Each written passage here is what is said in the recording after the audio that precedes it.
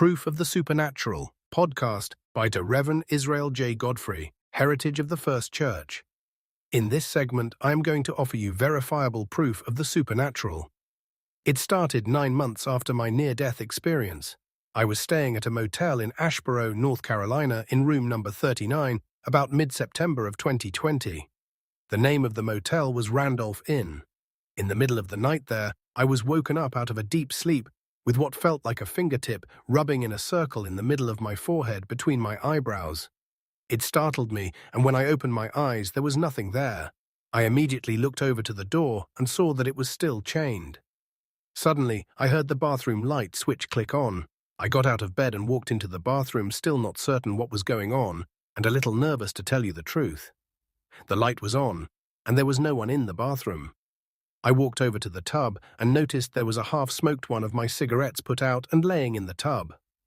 This was before I quit smoking and began this spiritual journey in full. I didn't smoke in my room. It was a non-smoking room. I didn't know it at the time, but later I found out that the motel manager knew that there was a spirit present there in the building. I figured it was just a chance encounter with a spirit or something. This spirit followed me everywhere after that, doing similar and unmistakable things in my life. It irritated and scared the people I was living with, and they took every opportunity to cause me grief. So I left in October and moved into that motel permanently. I was in room 58 this time. One morning, I woke up and was looking for my pack of cigarettes, as I always kept them in my pants pocket, but couldn't find them. I searched the whole room and even tore the bed linen of the bed looking for them. I neatly remade the bed and decided I would go to the gas station down the street and buy another pack, so I did. When I returned to my room, lo and behold, my pack of cigarettes was laying in the center of the bed on top of the covers. It shocked me, but I knew the spirit was the culprit at that point. I immediately assigned it a sex, female. It just seemed like it had to be female, playing that kind of trick on me. Laughing out loud. I eventually ended in Wilmington, North Carolina in March of 2021 and was drinking heavily at that point. It got so bad that I entered a treatment center called Wilmington Treatment Center, where I detoxed and went into their 28-day program. There was man there in my dormitory that gave me grief every chance he could. One night, he locked me out of the room when I went out to smoke a cigarette. I've always tried to obey Christ as much as possible. I think that's what irritated his demons, so to speak. The spirit, or whatever she was, finally intervened at that point. I was lying in bed that morning, and I heard a commotion in his side of the dormitory. He proclaimed out loud that he was picked up out his bed and thrown onto the floor. He was put in a wheelchair because his knee was hurt. I believe she stomped on his knee. At least that's what he claimed anyways. His knee was swollen though, so he did have a legitimate injury.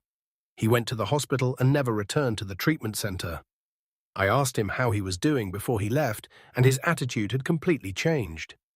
He was no longer belligerent and rude, and was as humble as any man I had seen before. Something indeed happened to him to cause that, so I chalked it up to this spirit. A few days passed, and I was sitting outside and saw the lobby door open. It was a heavy steel and glass door. It remained open, and out of curiosity, I got up, approached the door, and walked. And as I did, it gently closed behind. There were about 15 people in the lobby that saw this occur. At this point, I had become accustomed to this spirit doing things like that. So I walked into the office to get some ibuprofen. The office person told me it was in the drawer.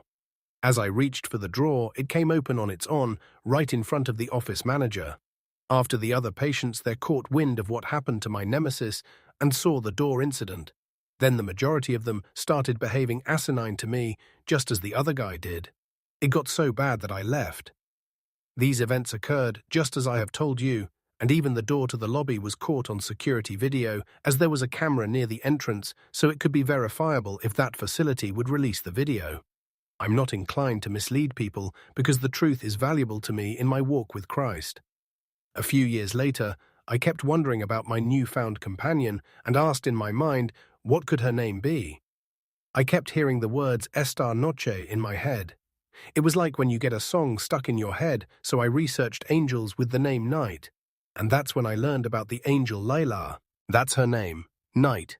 You can research her for yourself. I believe that in our first encounter that she had anointed my forehead because it left an oily feeling on the spot of my forehead she had touched.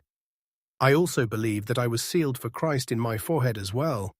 You are free to believe as you wish, but these encounters have not just been witnessed by me, but by others as well.